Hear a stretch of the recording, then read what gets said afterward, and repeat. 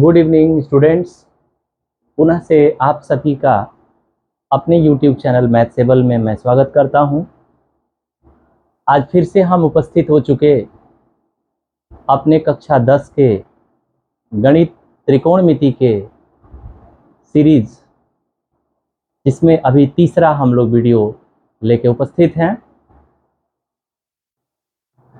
बगैर कुछ कहे आते हैं, अपने टॉपिक पर आ जाते हैं। आज की जो टॉपिक थी, जैसा कि हम पहले सीरीज के पहले वाली वीडियो में हमने आपको त्रिकोणमिति के सारे टॉपिक से इंट्रोडक्शन कराया था, जिसमें कि पहला जो पाठ्यक्रम बिंदु था, मीन्स सिलेबस का जो पहला पॉइंट था इस चैप्टर के, उसमें था इंट्रोडक्शन ऑफ ट्रिग्नोमेट्री, जो इसकी ठीक पीछे वाली वीडियो में आपको बताया। और आज पुनः हम उसके दूसरा वाला टॉपिक लेकर के आ गए, जो यहाँ पर हमने लिखा भी है, देख पा रहे होंगे, पाठ्यक्रम बिंदु 2, ट्रिग्नोमेट्रिक रेशियो, त्रिकोणमिति अनुपात।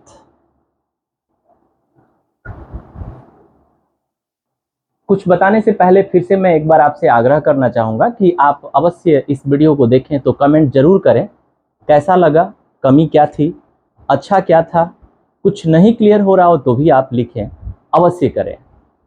अब आते हैं हम अपने टॉपिक पर, त्रिकोणमिति अनुपात। इसके जस्ट पहले हमने इंट्रोडक्शन में बहुत सारी चीज़ें बताई, जो कि पीछे की वीडियो में है।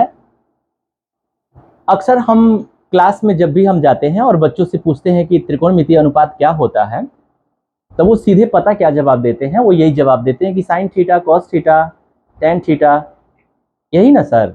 हाँ हाँ यही। तो सर इसी को तो बोलते हैं, जबकि ऐसी कोई बात नहीं है।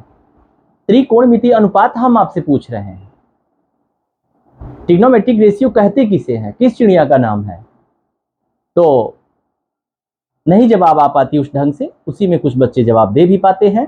तो मैं पहले बताना चाहूंगा कि त्रिकोणमिति अनुपात का, इसलिए मैंने पूरी 2 लाइन में उसकी डेफिनेशन भी लिख डाली है कि त्रिकोणमिति अनुपात, जो कि स्टार्टिंग के पीछे की वीडियो में हमने साइन और कॉस का नाम लिया था।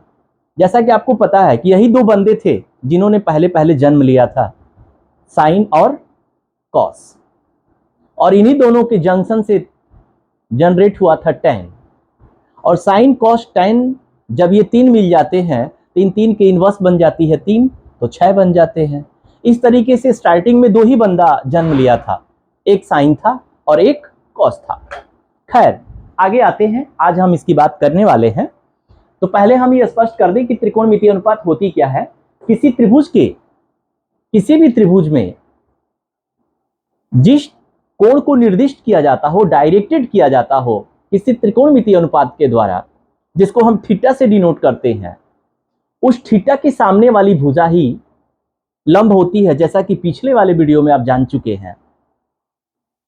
उस थीटा के सापेक्ष उस त्रिभुज का कोई भी 2 भुजा का अनुपातिक मान त्रिकोणमिति अनुपात व्यक्त करती है।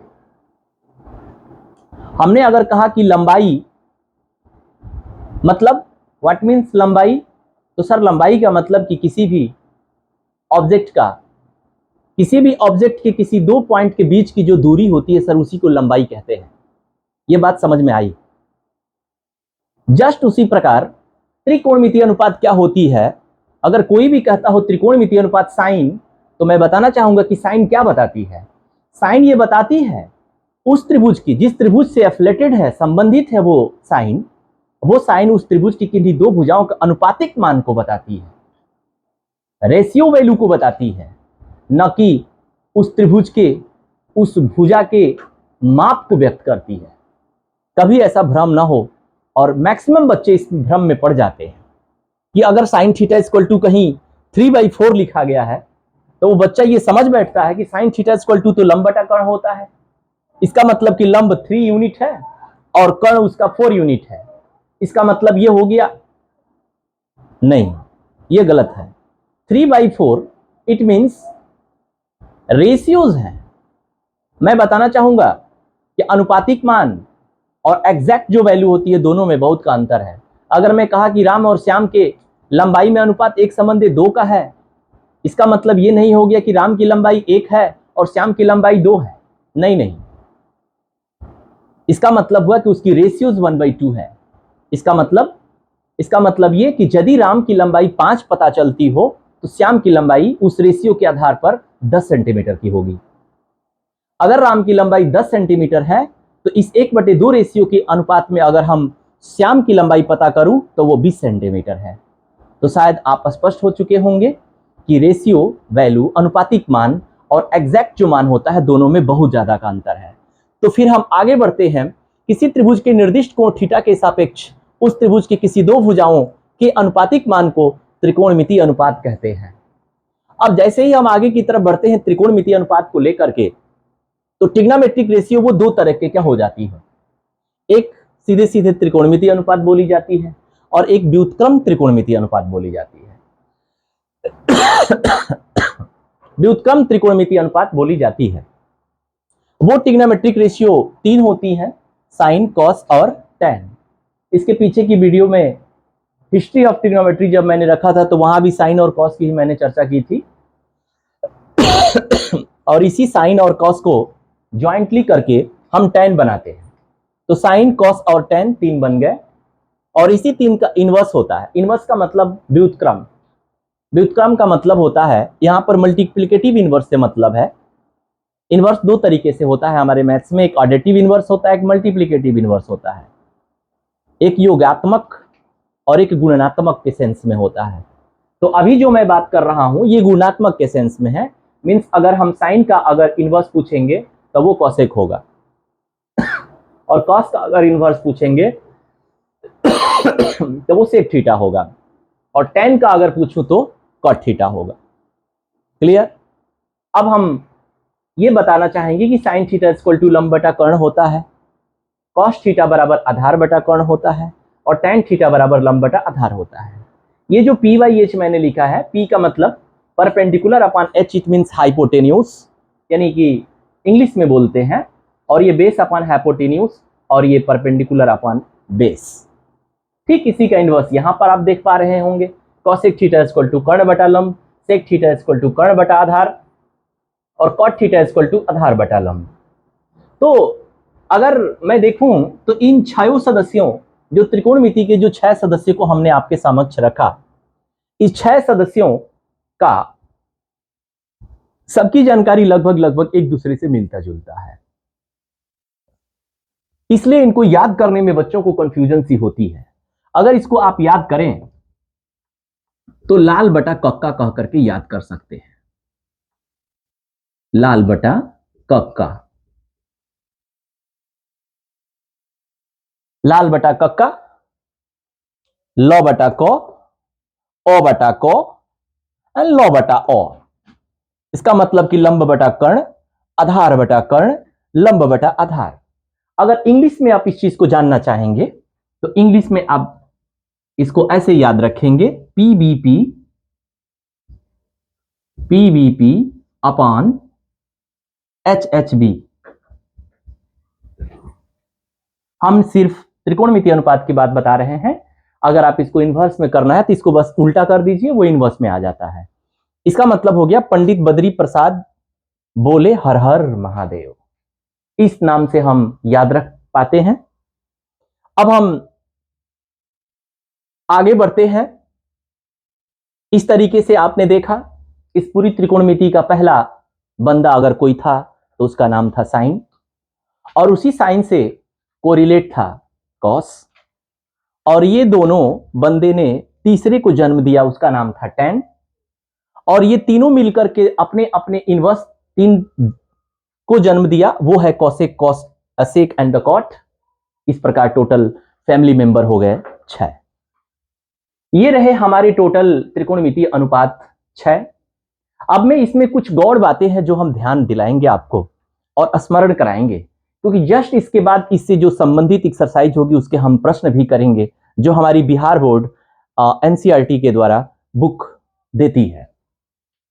अब उसमें पहला बात मैं ये याद दिला दूं, यहां पर मैंने लिखा भी है, ध्यान रहे, क्योंकि ये ध्यान नहीं रह पाता है कि त्रिकोणमितीय अनुपात किसी समकोण त्रिभुज के किन्हीं दो भुजाओं का अनुपातिक मान व्यक्त करता है, न कि उन भुजाओं की लंबाई मान को। जैसे मैंने एक उदाहरण भी दिया है कि साइन थीटा इक्वल टू 3/4, अर्थात AB बराबर 3 के एंड AC इक्वल टू 4 के न कि AB बराबर 3 मात्रक एंड AC बराबर 4 मात्रक। अगर आप कभी भूल करके AB को 3 मात्रक और AC को 4 मात्रक माना, तो वो अगर साफ तरीके से देखा जाए तो वो गलत भी काटा जा सकता है। तो फिर उसमें AC यहां पर आप 4K डाल सकते हैं और AB आप ये हो गया आपका 3K। ये K कहां से आ गया सर? ये K एक अनुपाती कांस्टेंट होता है, नियतांक होता है।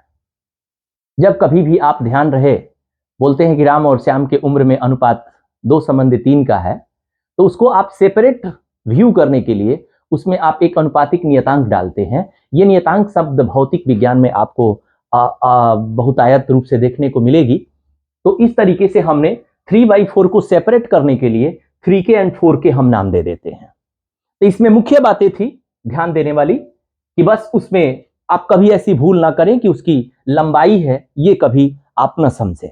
दूसरी बात कि साइन के साथ थीटा का गुणा नहीं होता है, साइन थीटा संयुक्त रूप से परिभाषित होता है, ये ध्यान रहे। कभी कभी बच्चे, तो आप बोलेंगे कि सर इसमें कौन गौड़ बात हो गई? सर है गौड़ बात ना, आगे बढ़िए। अर्थात मैंने इसको क्लियर किया है कि साइन 30 अगर अपान में 2 है तो कभी भी इस 2 से 30 को आप काट करके 15 नहीं नोट कर सकते हैं। जैसे कि मैंने दिखाया है आगे कि not equal sine 15, it means इस 2 से आप 30 को नहीं काट सकते हैं। क्यों? क्योंकि इस 2 से 30 को काटने का अधिकार तभी प्राप्त होगा जब साइन के साथ 30 का गुणा होगा, जबकि पहले ही आपको वर्जित कर दिया गया है कि साइन के आगे में जो थीटा लगी होती है वो थीटा साइन के साथ गुणा करके नहीं आती है, वो साइन थीटा कंपनी ही मॉडल बना के देती है। इसको कभी भी खोलना होगा तो यहीं से खुल सकता है। आप कहेंगे कि यहां से खोल दो तो ये नहीं खुलेगा। इस बात का ध्यान रखना होगा, क्योंकि आगे जाने के बाद इस तरह की मिसिंग हो जाती है बच्चे से। कभी भी साइन 30/2 को हम हाफ साइन 30 लिख सकते हैं, ये सही होगा, बट साइन 15 किसी ने लिखा तो वो गलत हो गया। इसलिए ध्यान रहे, और इस बात का जवाब यही होगा कि साइन के साथ थीटा का कभी गुणा नहीं होता है। तो आज हम इस छोटे से वीडियो में आपको अपने त्रिकोणमिति अनुपात से संबंधित सारी बातों को रखने का कोशिश किया, प्रयास किया, और उसमें कुछ गौड़ बातें थीं जो गौण हो जाती है बच्चे को जब भी त्रिकोणमिति करता है, इस चीज का भान नहीं हो पाता, उस चीज को भी मैं स्मरण कराने का कोशिश किया। और बाकी इसमें और भी क्या कमी रही वो आपके फीडबैक से हमें प्राप्त होगी। अवश्य आप देखें और देखने के बाद फीड करें हमें, और अगर पसंद आती हो तो आप उसे लाइक भी करें। धन्यवाद।